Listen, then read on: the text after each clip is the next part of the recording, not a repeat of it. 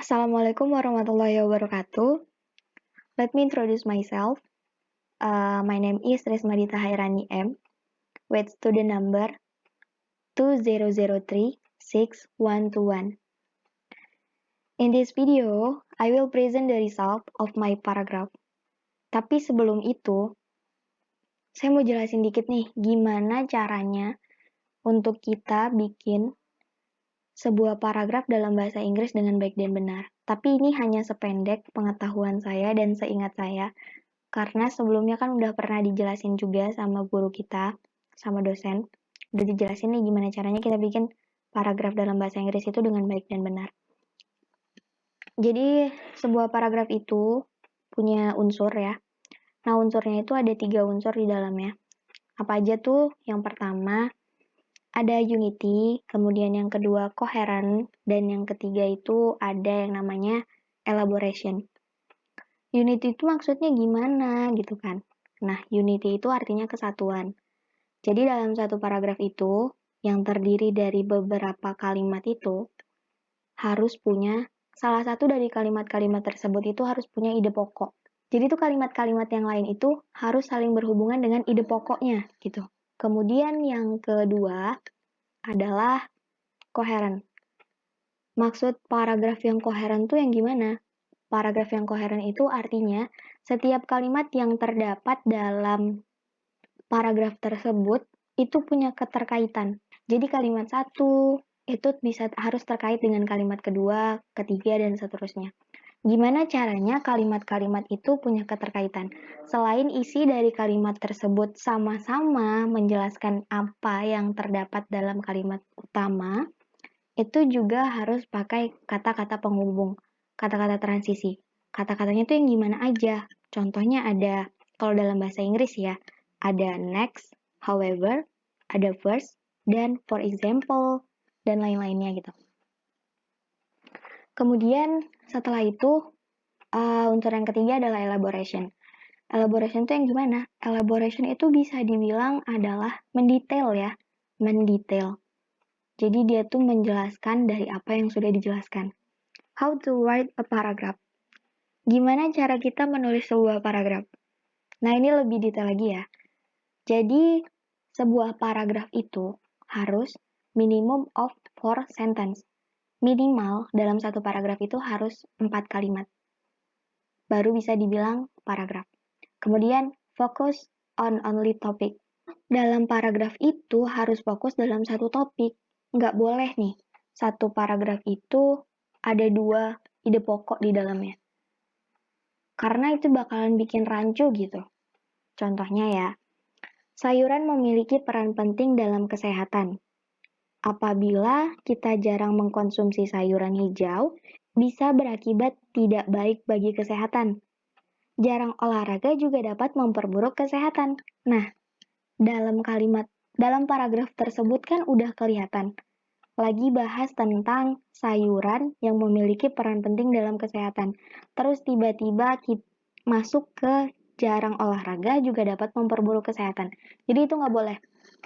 Yang benar itu salah satunya aja. Kita menggunakan yang sayuran memiliki peran penting dalam kesehatan atau jarang olahraga dapat memperburuk kesehatan. Pilih salah satu aja. Yang ketiga adalah use transition word. Itu tadi. Contohnya aja, next, however, first, second, kemudian finally, and then. Nah, itu ya. Kemudian selanjutnya adalah have a topic sentence. Topic sentence itu apa? Topic sentence itu kalimat yang mengandung ide pokok. Nah, dalam topic sentence itu, syaratnya adalah harus ada topik di dalamnya. Tapi, topik sama topik sentence itu beda. Perbedaannya apa? Kalau topik itu general banget, sedangkan topik sentence itu general aja gitu. Dia umum tapi umum aja.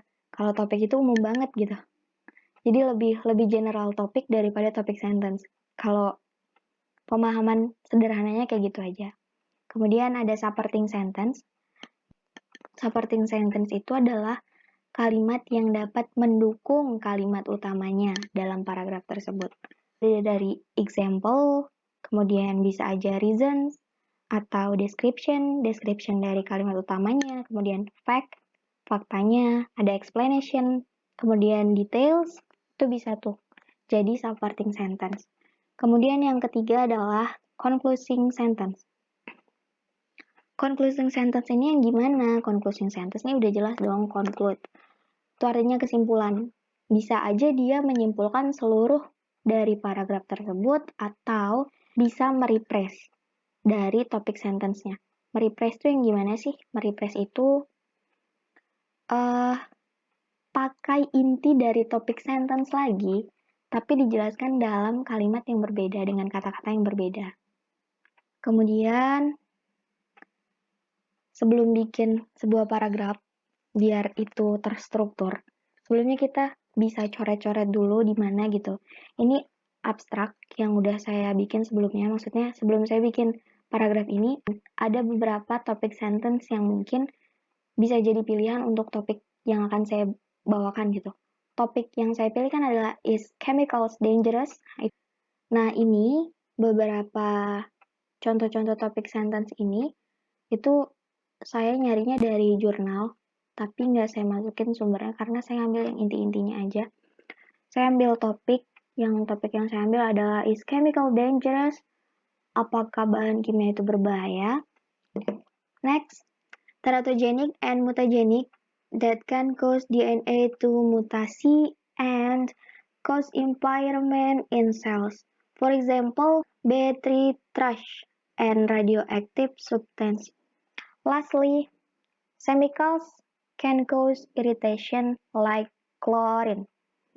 Signs: chemicals are toxic, carcinogenic, teratogenic, mutagenic, corrosive, and irritation that can be dangerous to our body. Avoid misusing them and should be careful to use them.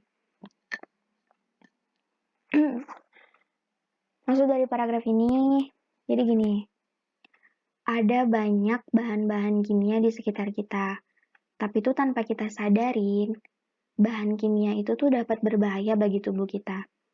Nah, bahan kimia itu dapat berbahaya jika dia masuk atau kontak dengan tubuh kita.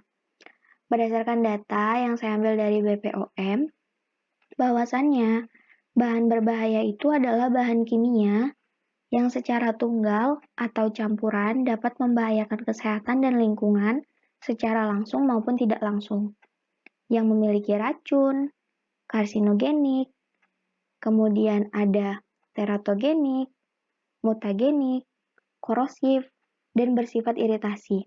Kemudian, masuk ke sini, racun itu karakteristik relatif dari bahan kimia itu sendiri. Dan selain itu, zat beracun itu adalah bahan yang apabila masuk ke dalam tubuh kita, itu dapat mencegah reaksi terhadap sistem biologikal kita gitu. Sistem biologis kita gitu. Yang dapat menyebabkan penyakit, kemudian kematian. Contohnya merkuri dalam bahan kosmetik, itu kalau terlalu banyak bisa menyebabkan beberapa penyakit ya. Kemudian, selain itu ada bahan kimia yang lainnya yaitu karsinogenik. Karsinogenik itu apa? Karsinogenik itu adalah salah satu zat yang dapat menumbuhkan sel kanker. Contohnya apa? Contohnya ada benzopiren. Salah satunya terdapat dalam rokok, itu dapat menyebabkan sel kanker. Kemudian, bahan kimia yang bersifat korosif, contohnya ini tadi, sulfuric acid. Selanjutnya, teratogenik dan mutagenik itu yang gimana? Teratogenik dan mutagenik itu dapat menyebabkan DNA itu bermutasi dan dapat merusak sel gitu. Contohnya adalah limbah B3 dan zat radioaktif. Yang terakhir adalah sifatnya bahan kimia itu dapat menyebabkan iritasi. Zat apa yang menyebabkan iritasi? Ada banyak ya. Salah satu contohnya zat klorin.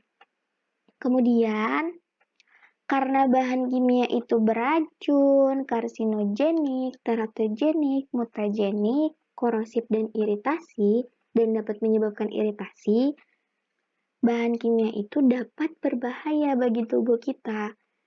Jadi, jangan menyalahgunakan bahan kimia tersebut dan gunakan bahan kimia tersebut dengan hati-hati. Selanjutnya, kita bagi-bagi nih, mana yang jadi topik sentence-nya, mana yang jadi supporting sentence-nya, dan mana yang jadi concluding sentence. Nah, topik sentence-nya ada di kalimat pertama dari paragraf itu.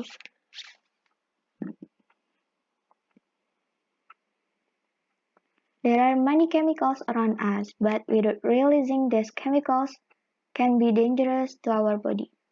Jadi, dalam topik sentence itu, di dalamnya harus ada topik.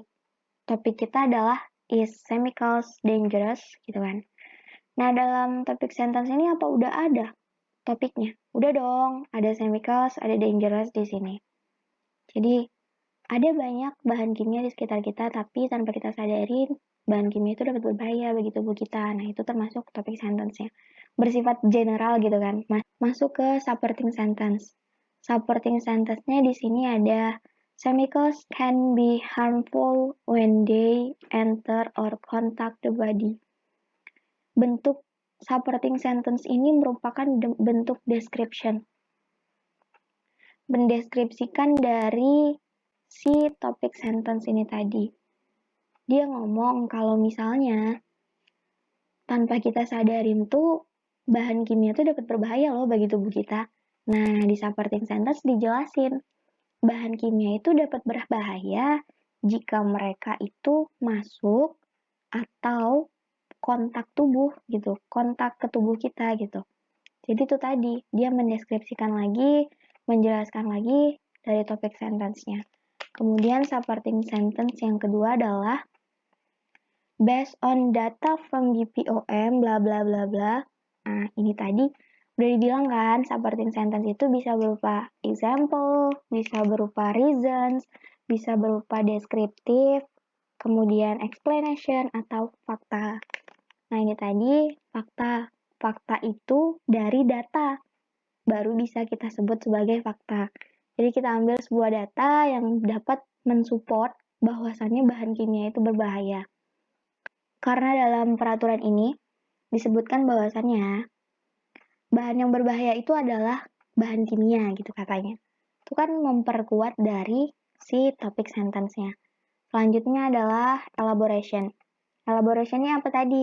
Elaboration itu kan dapat mendetail, lebih mendetail kalimat-kalimat yang dari supporting sentence gitu. Elaboration-nya adalah toxic are the relative characteristic of chemicals. Kemudian ada characteristic of chemicals are carcinogenic.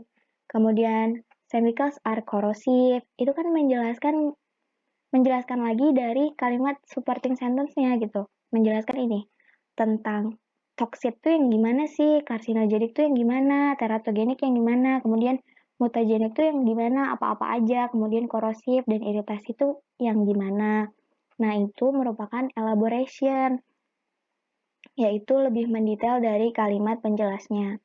Nah, dalam elaboration ini, kita bisa lihat ya, dalam paragraf kita, itu terdapat apakah kalimat-kalimatnya udah koheren? Bisa dibilang iya ya, karena dalam kalimat-kalimatnya udah ada tuh yang namanya kalimat penghubung atau kata penghubungnya. Seperti however, for example, furthermore, kemudian for example, then, itu kan merupakan kata-kata transisi yang dapat menghubungkan suatu kalimat dengan kalimat selanjutnya. Ini masih elaboration. Next, teratogenic and mutagenic that can cause DNA to mutate and cause impairment in cells. Nih, menjelaskan tentang teratogenik dan mutagenik itu dapat menyebabkan DNA itu termutasi dan merusak sel. Selanjutnya adalah concluding sentence. Concluding sentence itu merupakan kesimpulan. Kesimpulan semuanya dari paragraf yang udah kita buat. Nah, concluding sentence ini dapat berupa sebuah kalimat baru yang mendeskripsikan seluruh kalimat-kalimat lain dalam paragraf kita itu tadi, atau dia bisa merephrase dari topik sentence kita. Nah, kalau di sini bentuk concluding sentence-nya dia berada di akhir. Biasanya concluding itu berada di akhir. Bentuknya adalah dia mengulang lagi, dia mendeskripsikan seluruh isi dari paragraf, menyimpulkan seluruh isi dari paragraf, dan ada suggestion di sini, ada suggest, dan memberikan saran. Itu juga bisa masuk ke dalam kesimpulan. Nah, ini artinya chemicals are toxic, carcinogenic, teratogenic, mutagenic, corrosive, and irritation that can be dangerous to our body. Jadi kayak sifat-sifat bahan kimia yang toksik, karsinogenik, teratogenik, mutagenik, korosif, dan iritasi itu tadi dapat berbahaya bagi tubuh kita nih, katanya gitu. Jadi, kita tuh nggak boleh menyalahgunakan bahan kimia itu. Dan jika harus digunakan, menggunakannya harus dengan sangat hati-hati. Itu tadi sebagai suggestion-nya. Jadi itu penjelasan tentang paragraf yang udah saya buat. Thanks for your watch this presentation. What do you think about this paragraph? This is a good paragraph. Jadi menurut kalian gimana paragraf yang udah saya bikin? Apakah paragraf saya ini termasuk paragraf yang baik? Sekian dari saya, mohon maaf jika ada kesalahan. Wassalamualaikum warahmatullahi wabarakatuh.